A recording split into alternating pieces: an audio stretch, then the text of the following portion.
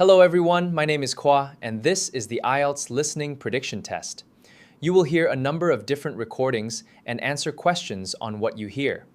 There will be time for you to read the instructions and questions, check your work, and remember, all recordings will be played once only.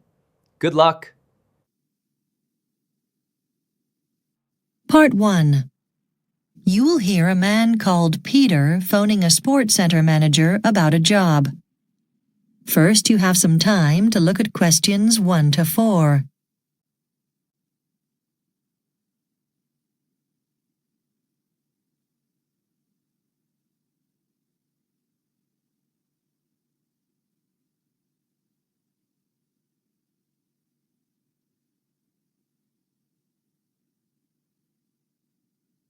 Now listen carefully and answer questions 1 to 4. Hello, Fernley Sports Center. How can I help you? Yes, I'd like to apply for one of the lifeguard jobs you advertised this week. Right, we can do that now over the phone. I'll just need some information from you. Let me get a form. Okay, so let's start with your name. Peter Smith. Okay, can you let me have your home address? It's 130 South Main Street, Lake Elsinore. Okay, I'm new around here. Can you spell that for me? Yes, it's Elsinore. Okay, got that. And your phone number? My home number's 951-674-3124, but it's best to ring me on my cell phone. That's 0778-96245. Okay. Now, what do you do? Are you still in college or are you working full-time? I'm in my second year here at Fernley, and this vacation, I've got a job as a part-time waiter. Okay. I guess if you're at Fernley College, you'll be studying physical education? They all seem to do that there. That's right. Then I hope to go on and coach baseball in high school. Something like that. I guess it all depends on how I do in my final exams. Okay, sounds good to me. Before you hear the rest of the conversation, you have some time to look at questions 5 to 10.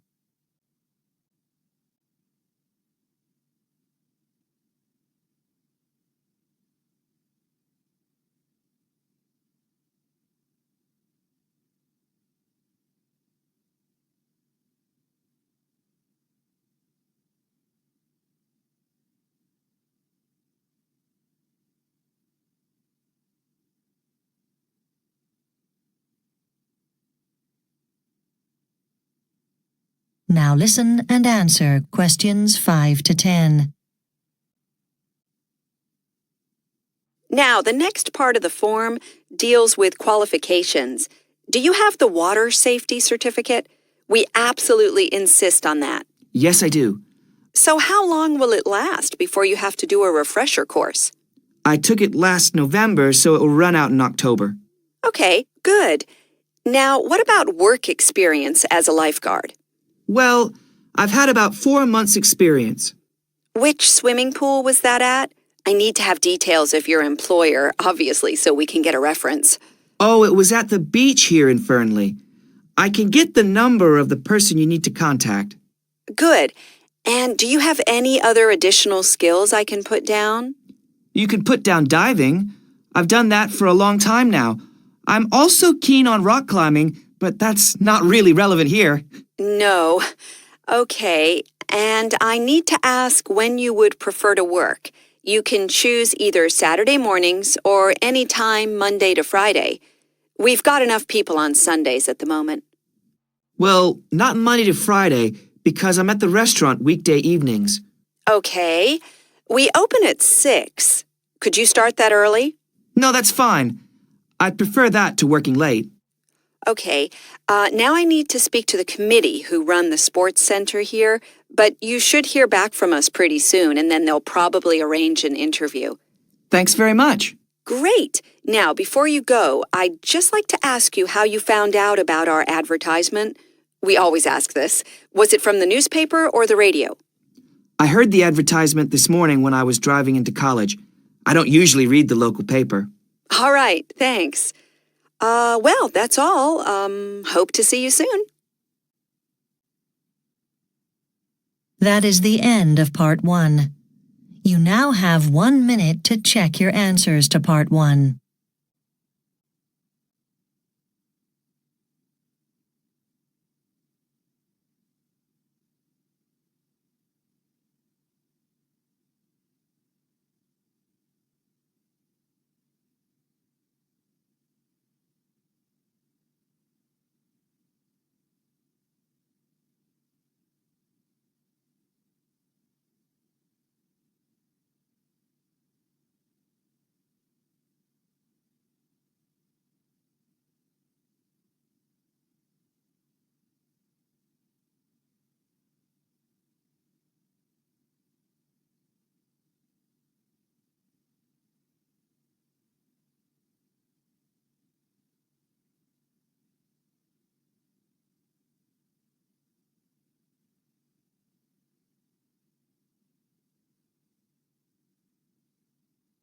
Part 2.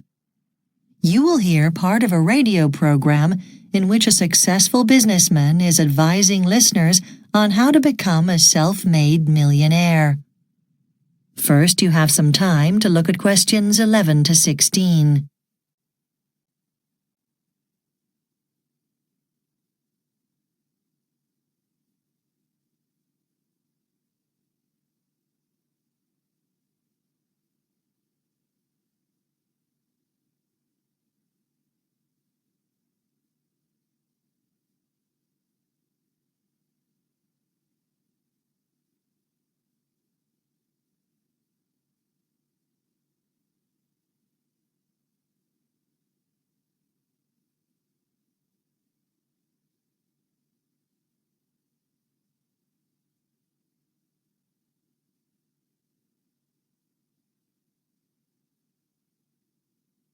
Now listen carefully and answer questions 11 to 16.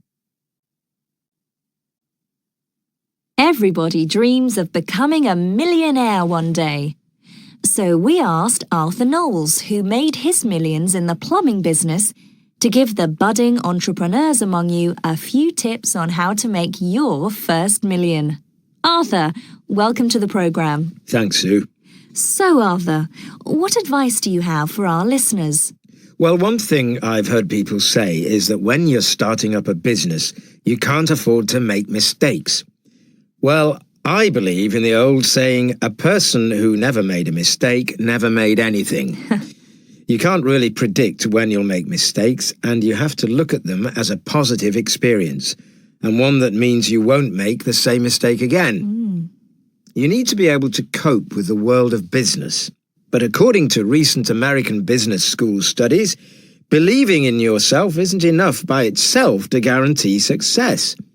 Confidence can be a good thing, but a person can have too much confidence. And people who try to learn to be confident by buying those How to Succeed books are just wasting their time. The advice given in these American studies was that being a successful entrepreneur comes down to having the right attitude. It's no good getting depressed every time something goes wrong. Always keep your goals in mind and never give up. And don't listen to all the people around you who say, "Oh, this will never work." One thing I've learned in business is that you don't have to be an expert in everything, like marketing, for example. When I started my business, I tried to do it all myself, but I soon realized that although I knew everything there was to know about plumbing, I didn't have much idea about how to sell my ideas. So, I got someone who knew more about this to take care of the marketing side of things for me. And as for leadership, well, you've got to be someone your workers look up to because you've been seen to make the right decisions. You have to be able to control people, but listen to them at the same time. Some people are driven to make their companies successful, but that too often leads to a ruthless approach. Then there's the question of taking risks, even calculated ones.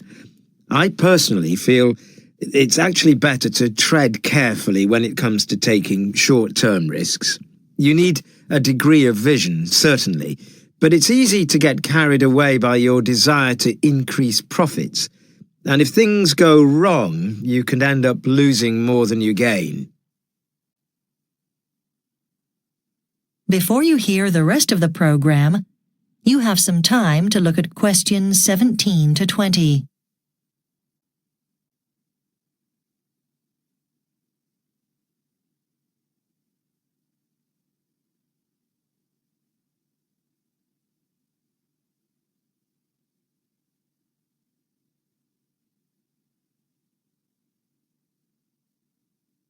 Now listen and answer questions 17 to 20. So, if you have a great idea for a business, what should you do next? Well, the first thing to ask yourself is whether there's a need for your product or service. Can you cater for people's needs better than existing companies? You don't need to worry about whether it's original or not, because there isn't always enough of a demand for completely new ideas. And the second thing to ask yourself is not what colour should the packet be or how much should it cost, but do I care enough about this idea to dedicate the next 10 years of my life to it? Because realistically, that's how long it will take. Tell us how you got started, Arthur. How do you explain your early success? Well, I started my business just as the economy was going into a recession, which wasn't the best time, and I was lucky to survive, especially as the banks weren't being particularly supportive to small businesses at that time. If I'd listened to the business advice I was given back then, I'd never have got started. My strengths were that I knew I could provide a better service than my competitors, who really hadn't spotted the opportunities that were out there, and that my wife had a good job and was able to pay the household bills while I was getting the company on its feet. The first couple of years were very tough, but I knew I would make it eventually. OK, now we're going to take some calls from listeners. That is the end of Part 2. You now have 30 seconds to check your answers to Part 2.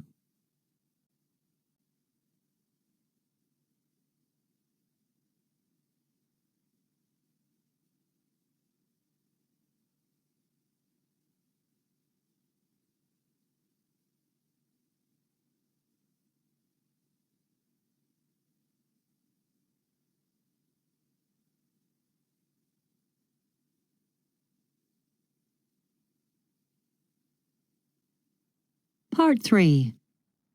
You will hear two students of performance arts called Charlie and Gina preparing to give feedback at the end of the second year of their 3-year course. First, you have some time to look at questions 21 to 26.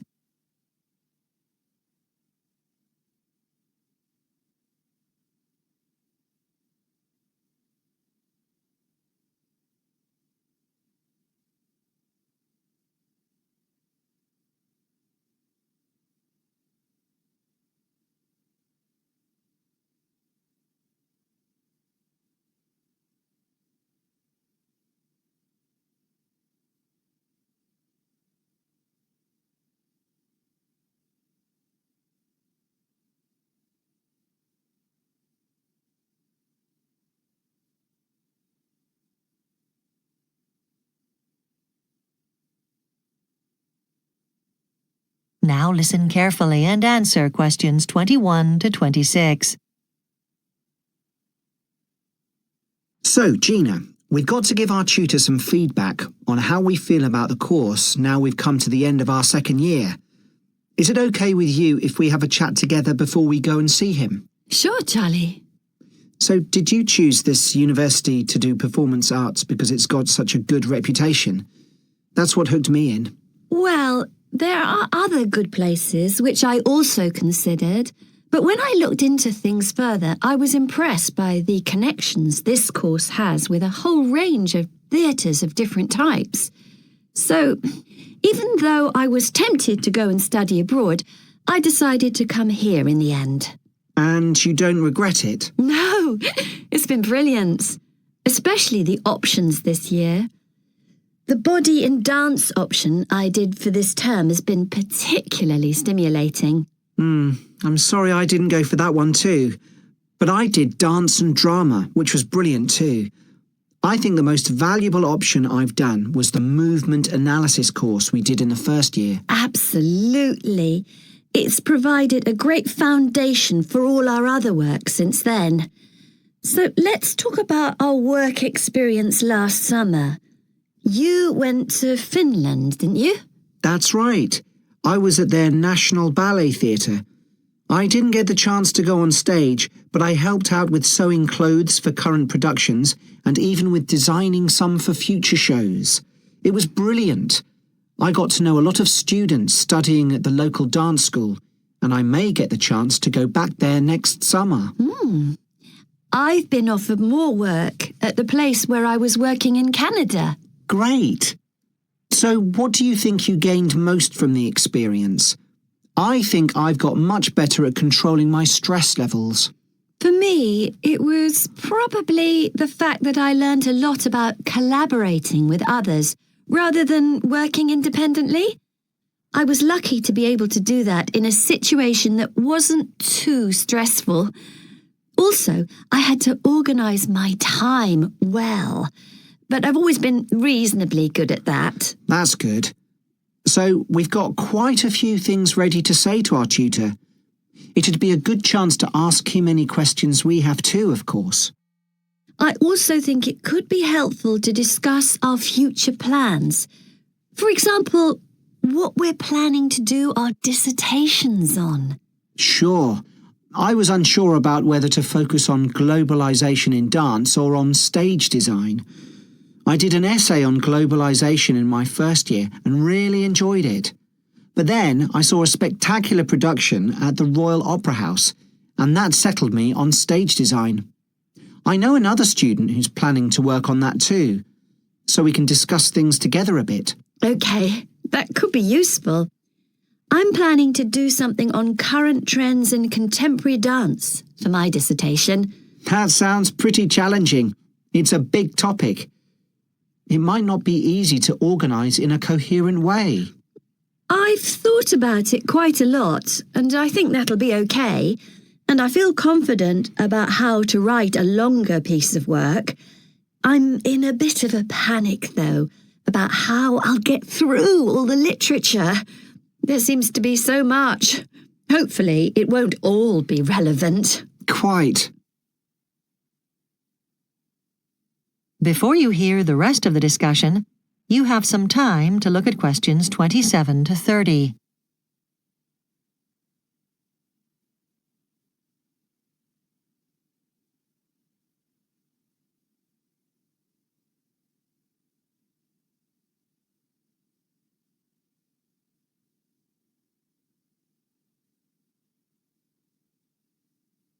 Now listen and answer questions 27 to 30. So have you made any career plans yet? I'm still undecided. I've thought about performance, of course. Yes, I think lots of graduates from here take that route. But it's a hard life, involving lots of tough, repetitive practice, as well as actually appearing on stage. Yes, but the performance I've met know that's essential for the job and say they wouldn't change what they do for the world.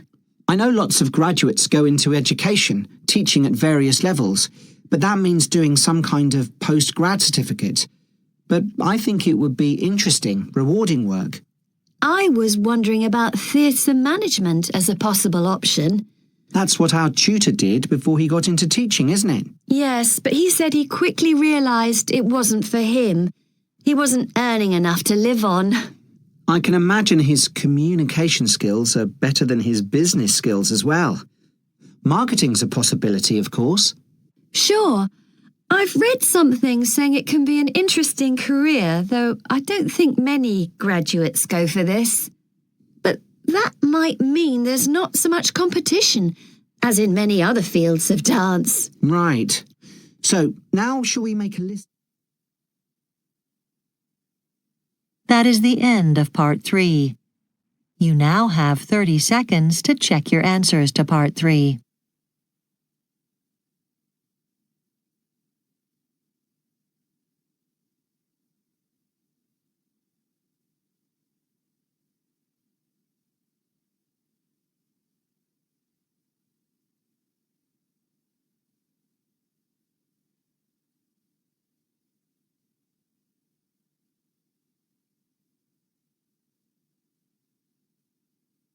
Part 4. You will hear part of a presentation to biology students on new research into sea lions. First, you have some time to look at questions 31 to 40.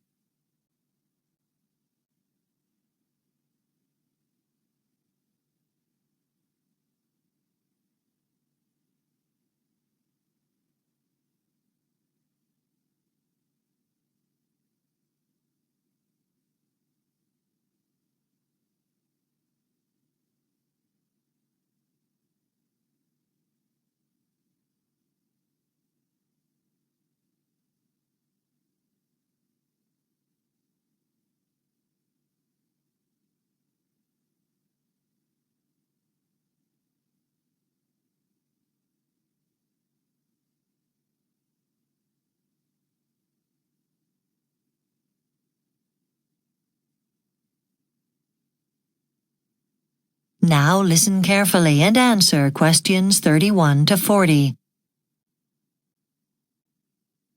Hello everybody. I'm here today to tell you about a new research study that my team here at the university is doing on the sea lions that live along the coast of Western Australia. You may be wondering why we've been studying this animal. Well, Australian sea lions have been identified as an endangered species, so there's a real need to count them and find out just how many there are. Up until 1892, the population of these animals was severely depleted because of hunting. That's no longer allowed. But today, there is a new danger. Sea lions often forage for food in the same areas along the coastlines where there are nets used to catch sharks. Unfortunately, they tend to get caught up in the nets by accident and drown. Now, we wanted to monitor the population of sea lions in this area, but we weren't sure of the best way to do it. There are several different animal tracking methods, which vary in their effectiveness, and there are different factors to consider. One of the most important of these is the cost, but you also have to consider how easy your chosen method is to use. You may choose a traditional method, like a plastic tag. They're relatively straightforward to attach, but they're really only suitable to use with animals that you can catch quite easily. You might also go with a more modern method like GPS tracking, which uses satellite technology to transmit data on the animal around the clock. One drawback for marine animals, though, is that they don't transmit a signal in the ocean. You only get data when they're on land. There are certain large animals in remote areas that have to be tracked using a helicopter. The polar bear is a good example. Now, an important part of tracking is being able to clearly identify the animal. Some, like zebras, are identified by markings such as their stripes, while the dolphin usually has distinguishing scars on its body that can help tell them apart. Sea lions don't have any markings like this, which is just one of the challenges of tracking them. When researchers in Perth tried to use electronic tags in a sea lion study, they found that the sea lions had removed their tracking devices by deliberately rubbing up against rocks. This was something the researchers hadn't anticipated. Researchers in California studying American sea lions tried a different method. They applied paint to the animals. They thought this would be a better, less invasive means of identification. Unfortunately, this didn't work so well either because sea lions molt every year and shed their fur along with the identifying mark.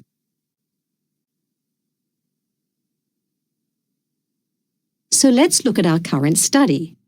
We have several aims that we'd like to achieve. The first of these is to try to establish whether sea lions can be identified from the whiskers on their face. These are much coarser than a cat's whiskers, so easier to see. Our theory is that the pattern of these whiskers may be as individual as a fingerprint on a human. If this is in fact true, then we think this could be an effective way to identify them. Our second aim is to come up with a diagram of sea lion whisker patterns, so this can be used as a guide for us and other studies. We're using a few different methods to help us do all this. We know that we need to build up a wide range of visual data. So firstly, we've been in touch with zoos around Australia to gather photographs from them of the faces of any sea lions they have. This won't be enough to achieve our purpose though, so we're also broadening our search by inviting the public to take part in our research. We're hoping this will result in hundreds of useful images we can use. That is the end of Part 4. You now have 1 minute to check your answers to Part 4.